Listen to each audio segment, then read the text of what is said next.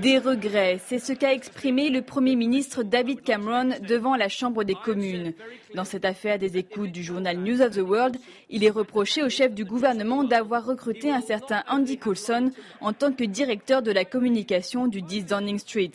Andy Coulson, ancien rédacteur en chef du journal La Sensation, avait dû démissionner en janvier, peu de temps avant d'être arrêté puis remis en liberté conditionnelle pour son rôle présumé dans le scandale.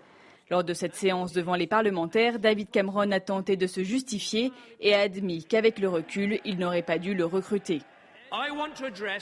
Je veux aborder la question de ma propre responsabilité avec franchise et ça m'amène à évoquer ma décision de recruter Andy Coulson. J'ai dit très clairement que si Andy Coulson connaissait l'existence des écoutes illégales à News of the World, il ne m'aurait pas seulement menti à moi, mais aussi à la police, à un comité choisi, à la commission des plaintes contre la presse et bien sûr, il se serait parjuré devant une cour de justice. Un David Cameron très chahuté par l'opposition qui lui reproche surtout d'avoir nommé Coulson en mai 2010 malgré des articles parus dès 2009 dans la presse. Des articles évoquant son rôle possible dans l'affaire des écoutes.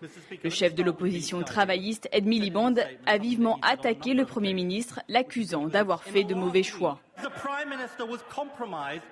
Le Premier ministre est impliqué dans cette affaire à cause de sa relation avec M. Coulson. Et par conséquent, on ne pouvait pas évoquer avec lui la possibilité d'une enquête sur un membre de sa propre équipe.